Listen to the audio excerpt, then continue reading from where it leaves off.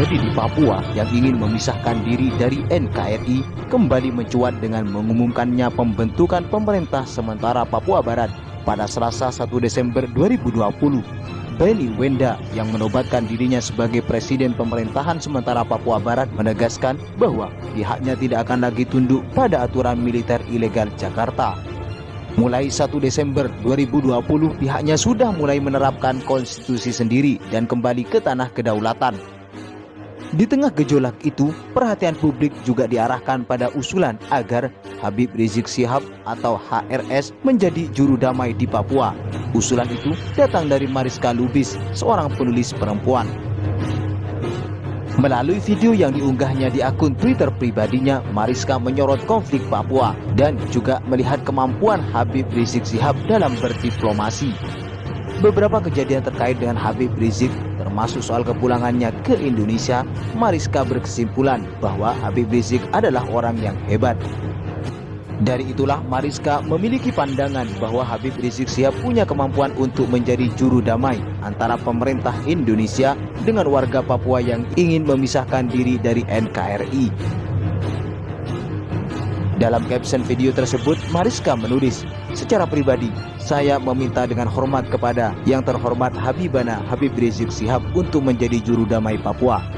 Sesuai ajaran Islam, mendamaikan adalah perbuatan mulia dan saya yakin beliau sanggup," tulis Mariska Lubis. Diplomasi dan bernegosiasi untuk mencapai sebuah perdamaian. Kita semua, bahkan masyarakat Papua pun saya yakin belajar bagaimana dari kasus Timor Timur dan juga bahkan kasus dari reformasi, di mana emosi yang kemudian dihembuskan oleh kepentingan-kepentingan politik pada akhirnya hanya menjerumuskan. Hembusan ini bisa dari dalam, bisa juga dari luar. Dan lobby-lobby hanya sekitar posisi, jabatan, kekuasaan. Itu bukan politik yang sesungguhnya. Itu hanya politik praktis. Politik bukan hanya sekedar soal aktivis, bukan soal sekedar partai, bukan soal sekedar pemerintahan. Politik adalah soal kehidupan, bagaimana kita mencapai tujuan dalam hidup. Dalam hal ini, saya melihat bagaimana kehebatan seorang Habib Rizik yang saya hormati. Kemampuan diplomasi dan bernegosiasinya. Mungkin hal ini tidak terlalu banyak dilihat oleh banyak orang, tetapi saya pribadi melihatnya. Tidak mungkin seorang Habibana ini bisa membesarkan FPI, bahkan bisa pulang ke Indonesia bila tidak memiliki kemampuan yang kuat sekali. Dan saya respect, hormat akan hal ini. Oleh karena itu saya pribadi meminta kepada yang terhormat Habib Rizik, bantulah masyarakat Papua, berikanlah perdamaian bagi masyarakat Papua di sana. Kontak fisik tidak akan memenangkan apa-apa. Emosi hanya akan memberikan solusi yang tepat. Tidak ada sosok lain yang ideal yang bisa melakukan perdamaian Papua saat ini selain Habib. Semoga diterima. Assalamualaikum warahmatullahi wabarakatuh.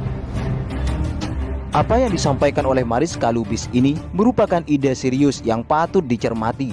Sebab dalam pengalamannya Habib Rizik Syihab memiliki pandangan persatuan melalui pendekatan yang unik. Ini terlihat bagaimana ia menjelaskan kepada masyarakat Aceh agar tidak memisahkan diri dari NKRI. Aceh ini modal dan model bagi bangsa Indonesia. Betul? Betul. Kenapa saya katakan modal, saudara? Anda tahu, waktu perjanjian internasional tentang kemerdekaan Indonesia, saudara, itu salah satu syaratnya adalah kalau suatu negara sudah dijajah 150 tahun tanpa henti oleh negara lain, maka negara tersebut menjadi milik negara penjajah, saudara. Itu semua wilayah Indonesia sudah dijajah, saudara, hampir 300 tahun. Tapi ada Aceh yang maju ke depan, saudara. Apa kata Aceh? Saudara, apa kata Aceh, saudara? Siapa bilang, saudara, Belanda menjajah Indonesia 300 tahun, Aceh tidak pernah tunduk dan jatuh ke tangan Belanda, saudara. Takbir, Allahu Akbar, takbir, Allahu Akbar. Akhirnya tuntutan Belanda batal dan Indonesia diakui kemerdekaan secara nasional, saudara. Allahu Akbar. Bahkan internasional. Takbir. Allahu Akbar. Takbir. Allahu Akbar. Begitu merdeka, Indonesia belum punya kapal terbang. Yang pertama kali beli siapa? Aceh. Yang pertama kali beli siapa? Aceh. Yang mau dari kemerdekaan siapa? Aceh. Yang jadi contoh siapa? Takbir. Allahu Akbar. Maka itu dari hati saya yang paling dalam, saudara. Saudara, saya menghendaki Aceh dari mulai hari ini dan seterusnya ke depan harus menjadi lokomotif perjuangan Islam di negara kesatuan Republik Indonesia. Allahu Akbar. Setuju? Setuju. Setuju. Setuju. Harus menjadi lokomotif pergerakan penerapan syariat Islam di Indonesia. Setuju? Setuju. Setuju. Setuju. Maka itu Anda jangan salah paham, saudara. Kenapa saya tidak setuju kalau Aceh melepaskan diri dari Indonesia? Kalau Anda melepaskan diri dari Indonesia, saudara, akibatnya apa? Ibarat kereta, saudara, Indonesia kehilangan lokomotif, kehilangan kakak yang tertua, saudara. Takbir. Maka itu saya minta Anda jangan tinggalkan kami. Anda jangan tinggalkan saya dan kawan-kawan. Ini hari kita berjuang bersama, merdekakan Indonesia dari segala kemungkaran dan kezaliman, saudara. Allahu Akbar. Takbir. Allahu Akbar. Takbir. Allahu Akbar. Sudah saatnya Aceh kembali ke sejarahnya dulu. Tidak hanya memikirkan Aceh, saudara. Pejuang-pejuang Aceh dulu tidak hanya memikirkan Aceh, tapi pejuang-pejuang Aceh dulu memikirkan supaya seluruh Nusantara merdeka dari kebatilan, merdeka dari kezaliman, merdeka dari penjajahan. Betul? Betul. Betul. Betul. Maka itu saya berharap Aceh ke depan bukan hanya menguasai dari Sabang sampai Merauke, tapi ke depan menguasai dari Sabang sampai Maroko.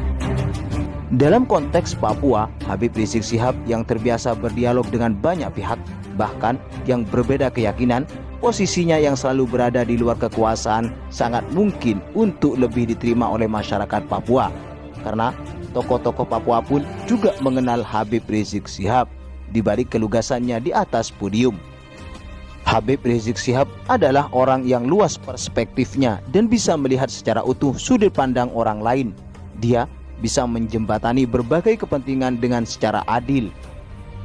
Bisa jadi pemerintah saat ini berbeda dengan Habib Rizik Syihab, dan tentu saja perbedaan itu tak harus disatukan. Namun dalam soal NKRI tidak ada perbedaan di antara keduanya. Pemerintah bisa memanfaatkan karisma Habib Rizik Syihab untuk menjadi jembatan bagi masyarakat Papua. Setidaknya pandangan itulah yang ditulis oleh Ges Khalifah. Jika memang memiliki itikat baik untuk merawat NKRI seutuhnya tanpa ada riak disintegrasi, apa salahnya mencoba usulan dari Mariska Lubis?